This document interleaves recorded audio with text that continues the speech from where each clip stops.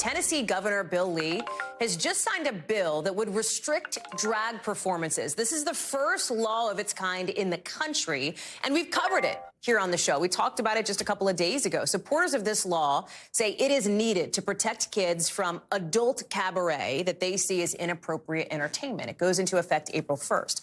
But critics say this law now a law, unfairly targets an art form associated with the LGBTQ plus community and broadly makes it seem like all drag is obscene and sexualized. Antonia Hylton is live for us now in Tennessee. Talk about the implications of this, because Tennessee may only be the first domino to fall on this idea. That's right, Hallie. It's one of at least 14 states where legislation like this has advanced. But as you mentioned, it's the first state where this bill has now been signed and become law. It'll be going into effect the 1st of April. And it's caused a lot of controversy, not just here in Tennessee, but around the country.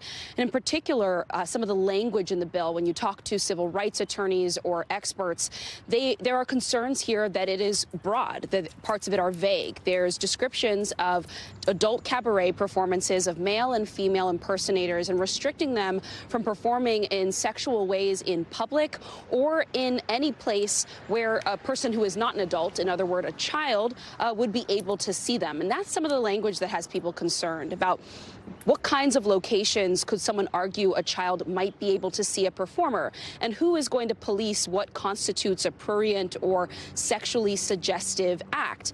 Many people here have raised that children are allowed to go to restaurants like Hooters or see cheerleaders or dancers perform at football or basketball games, and that those are public and events that families are allowed to attend and haven't been restricted. So there's concern on the side of performers, of business owners who own restaurants that host events where drag queens perform, of what this is actually going to look like, how this law is now going to be implemented by law enforcement, by prosecutors in the future here. But as you mentioned, it's just the first here, and there's a wave of additional bills that may happen. I just spoke with the senator who authored this bill, and they're very aware that additional challenges are kind of centering around the First Amendment and protections around speech and performance and art are likely coming here. So this is, the first law to go into effect, but it's probably not the end of the fight here, Hallie.